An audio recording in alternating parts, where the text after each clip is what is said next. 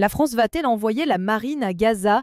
Un appel choc des écologistes pourrait tout changer. Dans une tribune percutante, plusieurs figures des écologistes, dont Marine Tondelier, Cyrielle Châtelain, Guillaume Gontard, David Cormand et Aïssa Galmi, exhortent Emmanuel Macron à prendre des mesures concrètes et immédiates face à la situation dramatique à Gaza. Ils demandent que des navires militaires français soient dépêchés sans délai pour acheminer des vivres, médicaments et produits de première nécessité à la population civile, totalement dépendante de l'aide internationale.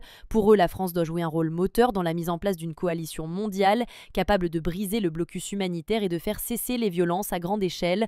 Leur message au président est clair: en restant inactif, vous devenez complice des privations, des souffrances, de l'effondrement sanitaire et du silence face à l'effacement d'un peuple.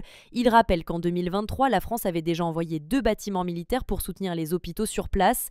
Cette initiative, selon eux, doit être réactivée et étendue.